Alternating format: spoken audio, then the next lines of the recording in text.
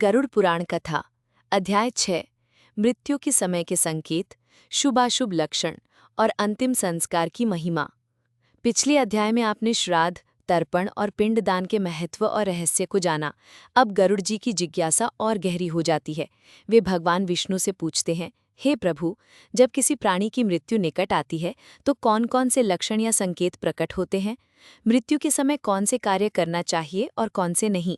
कृपा करके अंतिम समय के शुभ अशुभ लक्षणों और अंतिम संस्कार की विधि का विस्तार से वर्णन कीजिए। भगवान विष्णु गरुड़ जी की जिज्ञासा का समाधान करते हुए कहते हैं, मृत्यु के समय के संकेत, शुभाशुभ लक्षण। भगवान विष्णु कहते हैं, हे गरुड़, जब किसी प्राणी की मृत्यु समीप आती है तो उसके शरीर और व्यवहार में कुछ विशेष लक्षण प्रकट होने लगते हैं। ये लक्षण आत्मा के अगले गंतव्य का भी संकेत देते हैं। यदि किसी व्यक्ति का मुख तेजस्वी, मन शांत और हृदय में भक्ति की भावना हो, वो भगवान का नाम ले, संतों का स्मरण करे, तो समझो उसकी आत्मा को शुभ गति मिलेगी।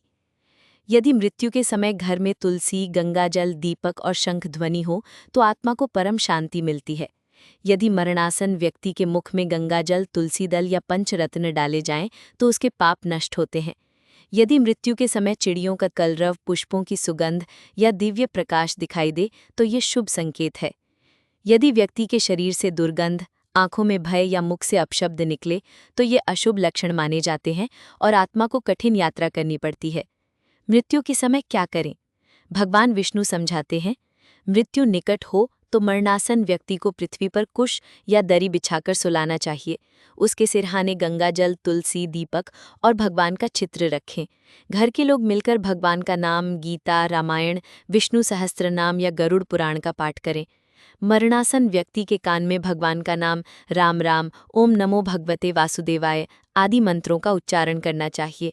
उसके मुख में गंगाजल, तुलसी दल और यदि संभव हो तो पंचरत्न, सोना, चांदी, तांबा, लोहा, सीसा डालना चाहिए। उसके शरीर पर गंगाजल, चंदन और फूल छिड़कना चाहिए। मृत्यु के बाद के कार्य, अंत्येष्टि एवं संस्कार।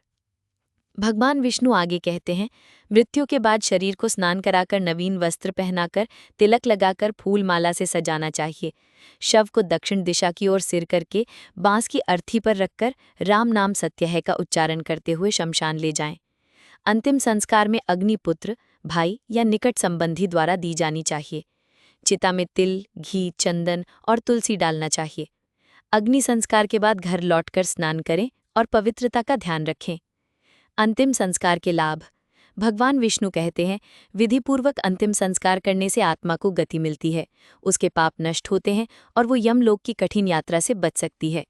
यदि अंतिम संस्कार ठीक से ना किया जाए तो आत्मा भटकती रहती है और उसे शांति नहीं मिलती। इसलिए सनातन धर्म में अंतिम संस्कार, श्राद्ध, तर्पण आदि का विशेष महत्व है। कथा का संदेश। भगवान विष्णु गरुड़ जी से कहते हैं, हे गरुड़, मृत्यु जीवन का अंतिम सत्य है। मनुष्य को चाहिए कि वो जीवन भर धर्म, भक्ति और सेवा का पालन करे ताकि अंतिम समय में उसे शुभ संकेत मिले और उसकी आत्मा को परम शांति प्राप्त हो। मृत्यु के समय भगवान का स्मरण, गंगाजल, तुलसी और विधिपूर्वक संस्कार ही आत्मा को मोक्ष की ओर ले जाते हैं। इस प्रकार गरुड़ पुराण के 6ठे अध्याय में मृत्यु के समय के शुभाशुभ लक्षण, अंतिम समय की विधि और अंतिम संस्कार की महिमा का सुंदर वर्णन किया गया है।